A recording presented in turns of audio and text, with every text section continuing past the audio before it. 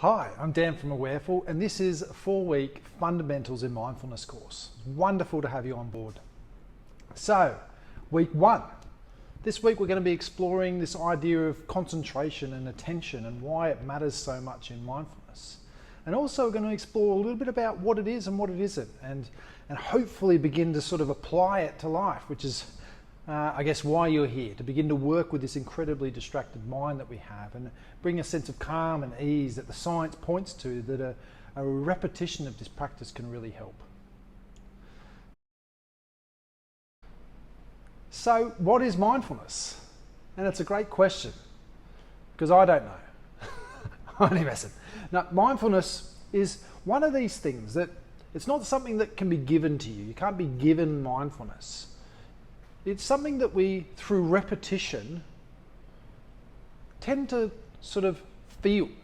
It's this reminder to continue to check in and get a sense of, how am I responding to my environment? How do I think and feel about things? How am I reacting? What am I overthinking about at the moment? And importantly, it's a process of then beginning to manage when we turn inwards and we don't like how we're thinking and feeling about things, to get ourselves out of or manage more effectively these ensuing thoughts and emotions. So if you think life, us, continue to clash. And because we've got no tools and techniques to manage this clashing with life, we then drag along with us the weight of emotion and guilt and regret and frustration, anger, all these incredibly disruptive emotions. We drag them with us into the rest of our day.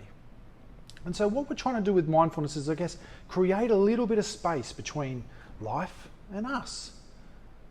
And it's not like all of a sudden you get this mindfulness bubble and you're completely protected against life now. You're doing your mindfulness. It's impossible. You'll still stub your toe. You'll still ding your car. You do all these things. All these things happen.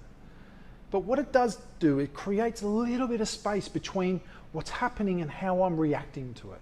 And importantly, begin to ask questions of, is it necessary? Am I required to do this?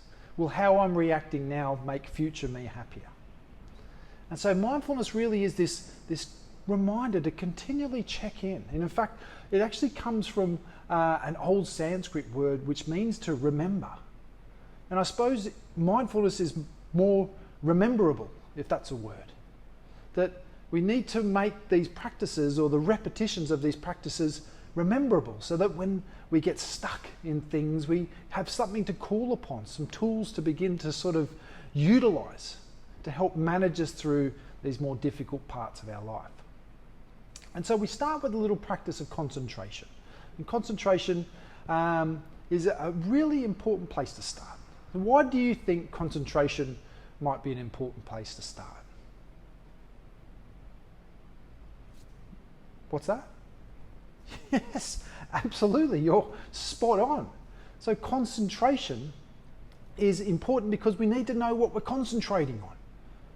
Now we have to know where our mind is. What are we focusing? What are we harnessing this attention on? What are we concentrating on right now? And the other side of it is that we need to learn how to concentrate. Now, who in your life, how many times, if you're a parent or even as kids ourselves, how many times have you told someone to concentrate or been told to concentrate, but ever been shown actually how to concentrate? Never, right? No one ever teaches us. No one teaches you this is how you concentrate. And do you know what? What we really need to begin to learn, and actually the concentration part is something that we can do. We're actually not too bad at concentrating. We can focus on things for a certain amount of time before our distracted mind takes us over. But ultimately, what we're not good on is the failure of concentration. That actually concentration is easy, but we recognize actually we need to know when we're failing at it. That we need to know when we're distracted by things, when we need to know when we're distracted by this external stimulant world which we live in, this sensational world, and begin to bring a sense of calm, sense of control, a bit of balance back into how we're experiencing it. And so concentration is this tool that allows us to fail at concentration. It allows us to recognize I'm not concentrating at the moment, and I'm just going to bring my attention consciously back to where I want to hold it. Now, we're going to do a little practice just to help sort of give you an idea about this sort of conscious holding of attention and how we can begin to manage this wonderful mind that we have, this enigma that we have upstairs. So what I want you to do, and it's going to seem a little sadistic because maybe this is the first time you've ever met me before, and apologies to those that have been on my courses and have done this. You'll probably find it's still going to work anyway. It's not like all of a sudden it stops working. But what I want you to do, I want you to think about something that has frustrated you this last day. Anything that you found yourself overthinking, ruminating, getting emotional about. I want you to bring this to mind right now and really hold it in your mind. I don't want you to get rid of it. I want you to think about what happened, who was there, all of these things. And that is the end of our session. So I look forward to seeing, I'm only messing, it's not the end of the session, but coming back to the thoughts again. Sorry, my sick sense of humour, I do apologise about that. But I want you to come back to your thoughts. I want you to come back to this particular circumstance. Really bring it to mind. Who was there? What happened? Don't let go of this thought. I want you to hold it in your mind like it's the most important thing in your whole world. Hold it there. And as you're holding it there, I want you to follow particularly these instructions. I want you to do exactly as I'm doing, but holding the thoughts. I want you to get your hand, I want you to place it in front of your face like this. So just, you've got your hand like this, just in front of your face. You can see your hand, you can see your palm. And all I want you to do is squeeze your palm. Okay, I want you to begin to feel the squeeze. I want you to feel how your fingernails begin to dig into the skin a little bit. I want you to feel how the knuckles begin to, see how the knuckles begin to change a little bit of the colour, how your forearm begins to tense up a bit, this feeling of tension that happens as we close our fist in this way. And where's the thought gone? Vanished, right? Disappeared.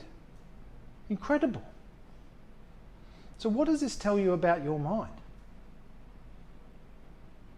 That it's easily distracted, yes, absolutely. But also that actually we're in more control of where we hold our attention than we recognise. That actually all we've done is just hold our attention at thinking. And we've thought about everything. You know, my teacher, he calls us the lost society because we continue to lose days. We lose weeks, we lose months, we lose years. Continually thinking about life and forgetting to experience it.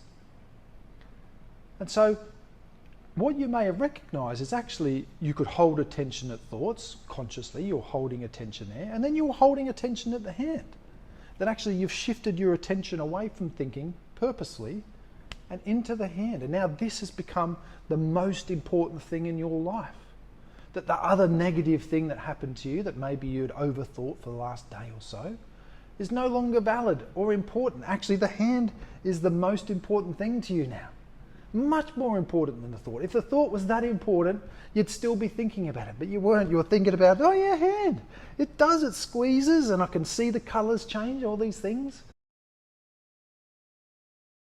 Is that actually we've got more control than what we realise. That actually we're inadvertently, maybe unconsciously, holding attention just at thoughts, when really we can move it around wherever we want to. And wonderfully what the science shows is we begin to hold attention in places that aren't just what we think about, that actually what we feel about. We feel calmer, more relaxed. So today we're going to do a little practice. The link is in the file below, or in the link below on this attachment to the email. And it's a little breathing practice, a little meditation that I'd like you to do, or what I'd also like to call a systematic mind training, because that's what we're doing. We're systematically teaching our mind where we want it to hold attention, not where it decides.